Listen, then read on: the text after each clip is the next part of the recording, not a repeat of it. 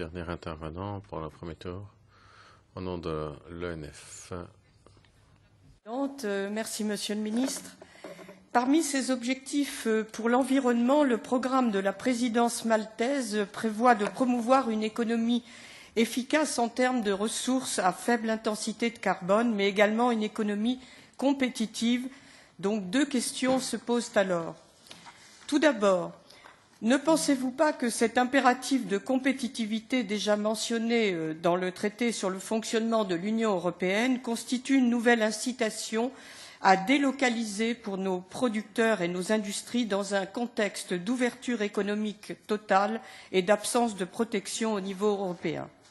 Par ailleurs, comment concilier cette exigence de compétitivité avec des objectifs écologiques toujours plus ambitieux face à une concurrence mondiale impitoyable et souvent très peu respectueuse de l'environnement?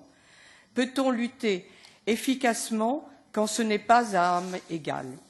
Concernant les objectifs de réduction des émissions de carbone, la présidence maltaise accordera peut-être une attention particulière pour des raisons géographiques à l'inclusion du secteur maritime dans le système européen d'échange de quotas d'émissions.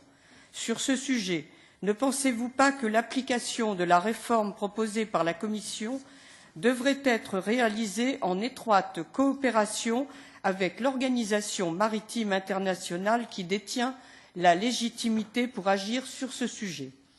Malheureusement, le programme de la présidence maltaise n'apporte pas de précision quant à ce sujet.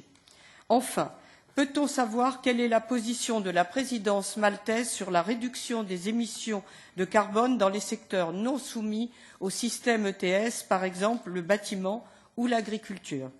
Compte-t-elle revenir sur les cibles de réduction nationales proposées par la Commission en juin 2016? Je vous remercie pour vos réponses, Monsieur le Ministre.